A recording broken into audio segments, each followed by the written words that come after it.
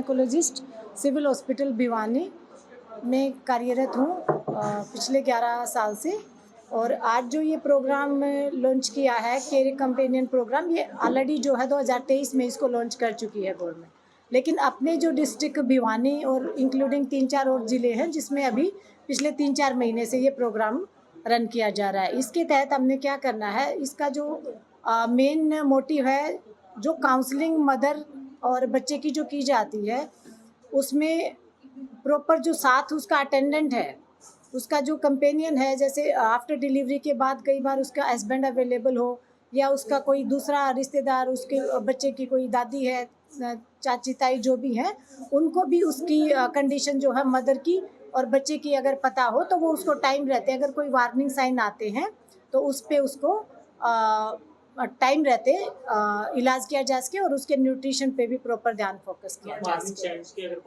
Warning sign का मतलब ये होता है कि जैसे आफ्टर डिलीवरी के बाद अगर डिलीवर्ड महिला को ज़्यादा खून निकल जाए लेकिन वो अपने आप नहीं ध्यान दे पाती, तो कम से कम जो उसका अवेलेबल रिश्तेदार है उसको उस चीज़ का पता हो तो वो इमीडिएटली हेल्थ फैसिलिटी को अवेल कर सके। और बच्चे के मामले में जैसे बाई चांस किसी बच्चे को बुखार आ जाए या फीडिंग के बाद उसको कोई सांस लेने में दिक्कत हो जाए, बच्चे को जो है दूध पिलाने के बाद थपकी वगैरह ना दिलाई जाए, तो कई बच्चे जो है ऐसे दूध पीने के बाद सोए के सोए रह जाते हैं जिससे उसको परेशानी होती है। तो इन फीचर्स का अगर ध्यान में रखते हुए अगर वो अपना ध्यान रखें तो उससे हम अपनी जो हेल्थ के जो इंडिकेटर्स हैं क्वालिटी के, उनको हम इम्प्रूव कर सकते हैं। सर, मैं SNO हूँ, नोडल ऑफिसर हूँ इस प्रोग्राम की, और इस प्रोग्राम का नाम CCP है जिसको केयर कंपेनियन प्रोग्राम बोलते हैं।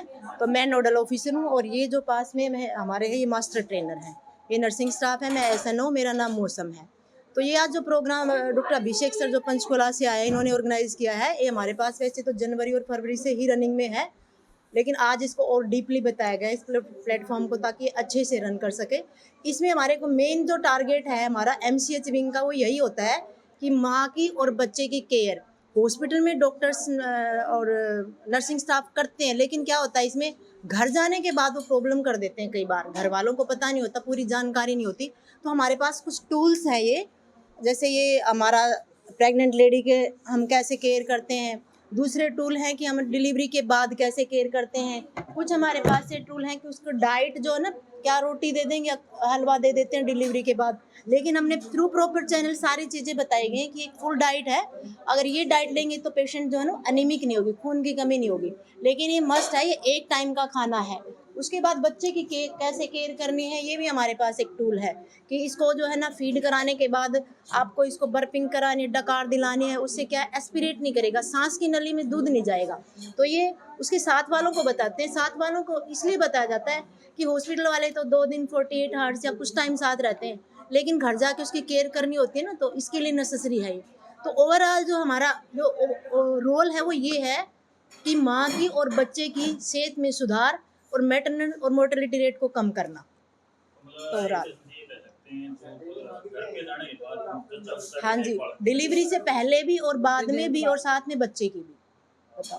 बता तो हम पहले भी ये सब चीज़ें रहे थे, लेकिन अब जो ये मॉडल हमें दिए गए हैं इनको इस्तेमाल करके हम उनको अच्छे से समझाने में बहुत आसानी हो रही है हमें, क्योंकि पहले तो हम बता रहे थे ये खाना है आपको, वो खाना है, लेकिन अब हम उनको दिखाते हैं तो इस चीज़ से हमें बहुत अच्छा रिजल्ट मिल रहा है कि माएँ हमारी बातों को, जो उनके साथ में होती हैं, वो सुनते हैं हमारी बात को। उनका बच्चा ना लेके जब हम एक उसको मॉडल को लेते हैं तो करके दिखाते हैं, तो उनको रहता है कि आपको अपने बच्चे पे ऐसे ही करना है जैसे मैं करके दिखा रही हूँ। पहले हम बस उनको बता पाते थे, लेकिन अब हम करके दिखा पाते हैं तो बहुत इजी रहता है और वो सुनते भी हैं हमारी बात को। काफ़ी अच्छा लगा। केयर कैंपेन प्रोग्राम के तहत हम जो NCDG की सर्विस दी जा रही है उसको स्टेट हेडक्वार्टर से ट्रेनिंग देने के बाद हमारी जितनी भी स्टाफ है उनको भी ट्रेनिंग दी जाती है, ताकि वो अपनी काउंसलिंग के टाइम में क्वालिटी का कार्य कर सके।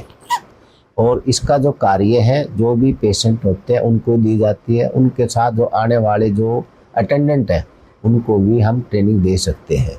तो इनके जो डायबिटीज़ है, हाइपरटेंशन है और नॉन कम्युनिकेबल जितनी भी डिजीज़ है, उनको हमने कैसे बिना दवाई ठीक कर सकते हैं, उसके संबंध में काउंसलिंग बहुत ज़रूरी है, क्योंकि जो हम खान पान है, हमारा फिजिकल एक्टिविटी है, बहुत कम हो गई है। हम अपने आप को स्वस्थ रखें, इसके लिए हमारा स्वस्थ होना बहुत ज़रूरी है। इसके लिए हम आचार व्यवहार और खान पान को भी अच्छा रखेंगे तो ही स्वस्थ रह सकते हैं। तो हमारी जितनी भी स्टाफ नर्सिज हैं, जीएच में है या फील्ड में है, उनको हमने सभी को ट्रेनिंग करवा दिया गया है, और जिनको ट्रेनिंग नहीं मिली उनको ट्रेनिंग दे दी जाएगी। और वो सभी को एक सीसीपी ऐप आता है, वो एक्टिविटीज़ काउंसलिंग उसमें अपडेट करवाई जाती है, ताकि हम इसमें स्पीड अप करवाएं। अभी तक जो डाटा है वो हमारा जो डाटा संतोषजनक नहीं मिला, इसलिए हमने सभी को, एक सीनियर नर्सिंग ऑफिसर है या मैट्रन है, उनकी सभी की जिम्मेदारी लगाई है कि सभी को ट्रेनिंग दे, और ट्रेनिंग मिलने के बाद वो काउंसलिंग करवाना सुनिश्चित करें। और जब भी वो हाजिरी लगाएंगी तब वो अपना कितना उन्होंने लोगों को और अटेंडेंट को ट्रेनिंग दी, काउंसलिंग करी, उनका सभी का विवरण देंगे, ताकि हमारी स्थिति है पूरे हरियाणा में सुधर सके। इस तरह के कार्यक्रमों से पब्लिक को कितना फायदा होगा? इसमें पब्लिक को बहुत अच्छा फ़ायदा होगा, क्योंकि बहुत सी सिंपल सी बात है, जैसे कि नमक ज़्यादा खाने से ब्लड प्रेशर ज़्यादा बढ़ता है। हम हाई कैलोरी डाइट खाने से भी हमारी डायबिटीज़ की मैनेजमेंट में डिफ़िकल्टी आती है। हम पैक्ड फूड खाते हैं तो उसमें ओबेसिटी बढ़ती है, ब्लड प्रेशर बढ़ता है, कोरोनरी आर्टरी डिजीज़ के पेशेंटों की प्रिवेलेंस बढ़ती है।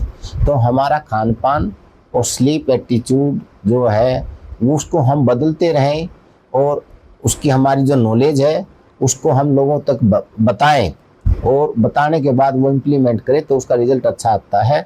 उसमें दवाइयाँ भी कम होती हैं, और इनिशियल स्टेज पर तो दवाई शुरू भी हम लेट करनी पड़ती हो जाती है, कि उसको दवाई की ज़रूरत भी नहीं पड़ती, वो ठीक भी हो जाता है।